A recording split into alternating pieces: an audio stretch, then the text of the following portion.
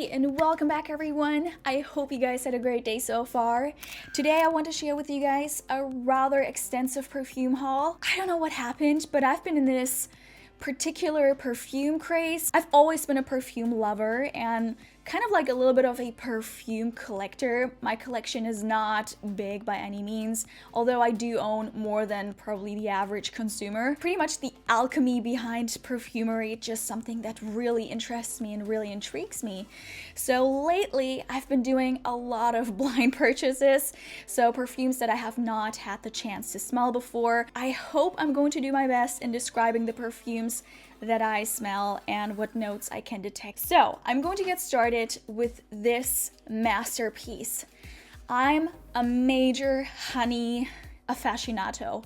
I love everything about honey smells, honey perfumes, honey anything pretty much. The entire theme of honey is something that I've always been really drawn to. This is Reminiscene Tonka, and it's one of the most authentic, rich and full smelling honey scents I have ever smelled. It is so warm and rich and cozy, and it just enamors you in this warm blanket of a sticky honey, but sophisticated honey. This is not your cupcakey, sweet, childish perfume. This is a really sophisticated, grown-up, spicy honey, but in the best way possible. It's so freaking good. It's delicious. It starts out a little bit fresher, a little bit sweeter than I initially expected.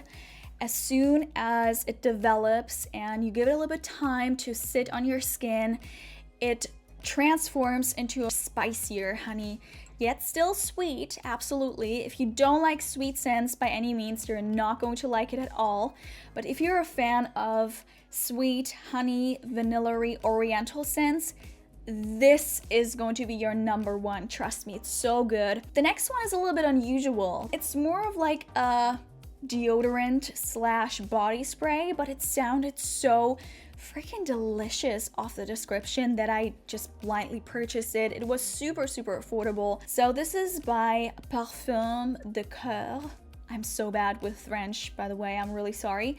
It's called Very New, Sexy, but Subtle Vanilla, and it's exactly that. Listen, I used to hate anything that contained vanilla because to me, everything that had vanilla in it smelled the same, like really cupcakey, overly sweet, and always causing me a headache. Now I'm one of the biggest vanilla ambassadors. I'm such a fan of anything vanilla. It has a little bit of complexity to it, even being a deodorant slash body spray, where you would usually not expect anything complex than just like one whiff of either sweet or citrusy. And I've gotten quite a few of compliments actually from people that I know of. Even my best friend Annie commented on it. It's so good. I really love this one. Eau de Méfiance. Where to start with this one? It's so good.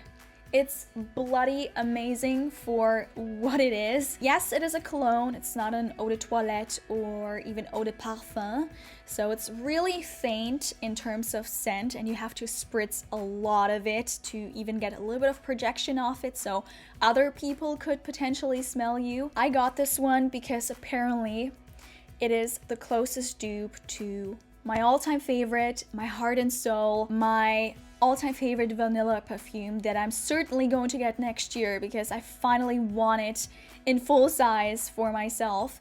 It's the Guerlain Spiritueuse Double Vanille. I have a little sample vial of the Guerlain so I could compare the two, and to be very honest, it is so freaky how close it is to the Guerlain scent.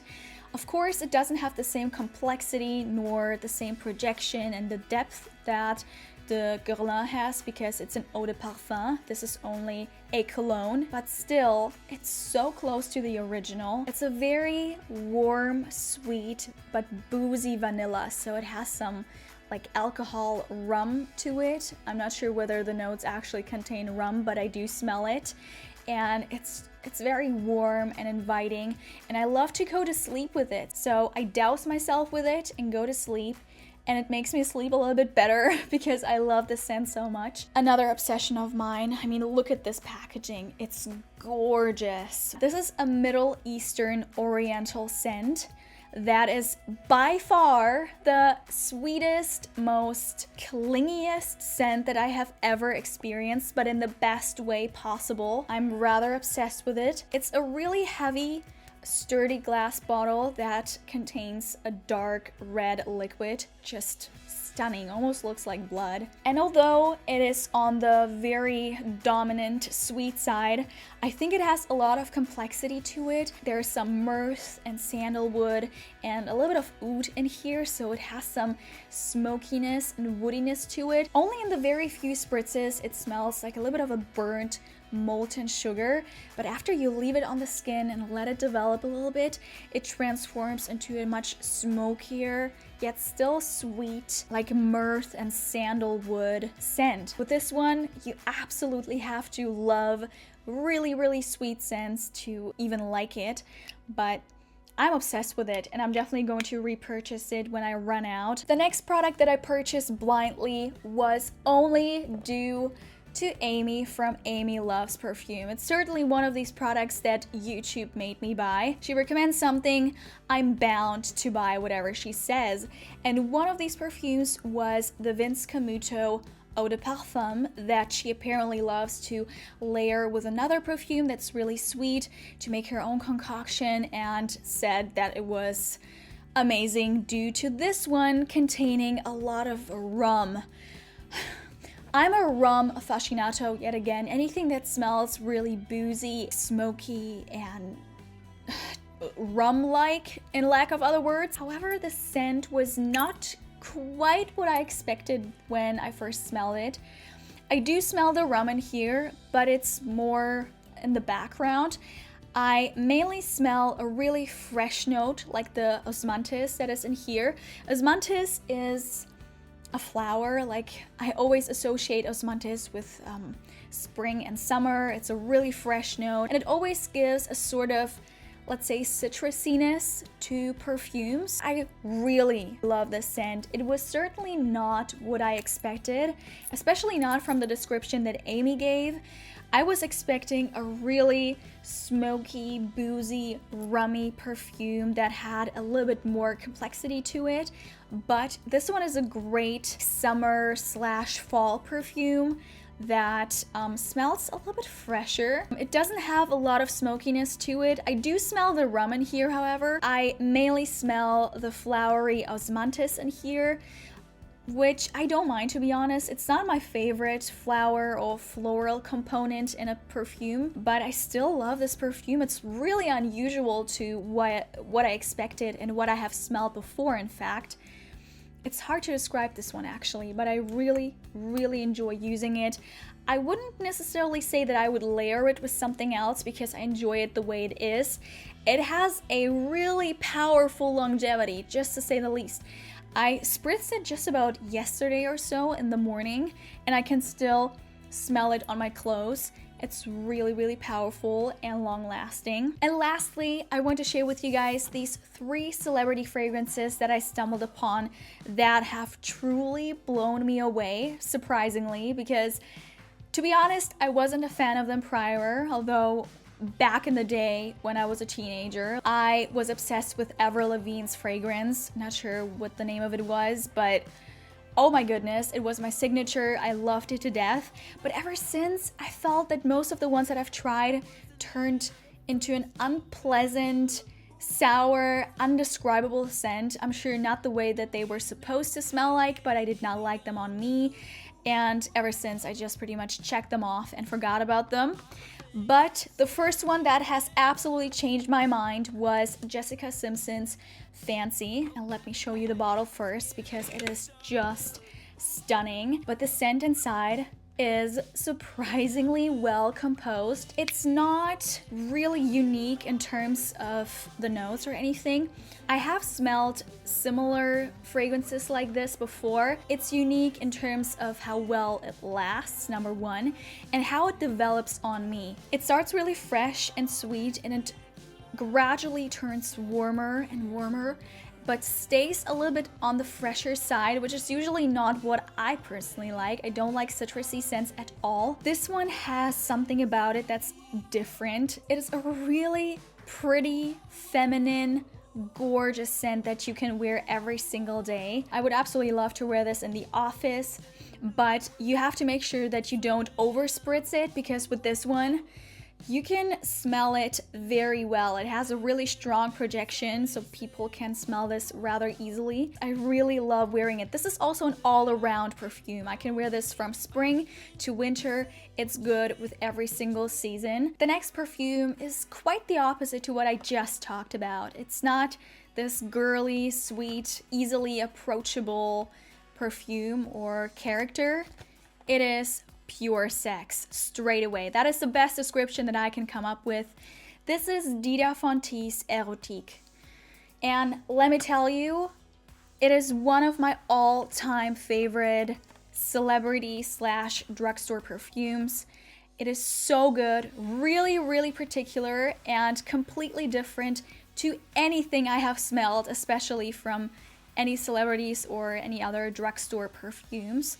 It's affordable, but unfortunately, Dita von Teese perfumes are going to be discontinued really soon, or even are already, because I can't find them. And I'm really sad about it, because it was just what I was always looking for in terms of affordable perfumes in the drugstore. It was really different. And let me open the packaging for you, because inside here it says, "Perfume sets the mood, and the mood is erotic." And that is exactly what I was talking about. It is pure sex. This is what I envision an extremely confident, sexy woman that wears mostly black over-knee boots, red lipstick, and this perfume, even, I don't know, like a certain type of lingerie. Actually, this is the best perfume to describe Dita von Teese herself, if you ask me. I love how very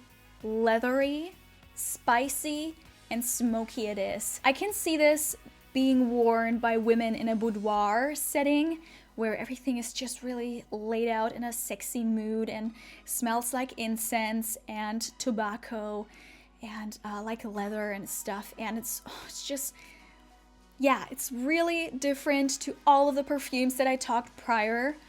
It doesn't have the freshness to it. It's a little bit on the heavier side. It's a truly sexy, unique scent from the drugstore. I love the design of all of her bottles. They are timeless. They are gorgeous and really, really well made. They remind me of a lot of vintage flankers, which I'm sure Dita was inspired by. And last but not least, I have to talk about the one perfume that I still can't quite make my mind about. I'm not sure whether I completely love it. I definitely like it, and I don't mind it on myself, but I'm not 100% blown away by it. Although I have to say, for a celebrity fragrance, this is a really, really nice composition.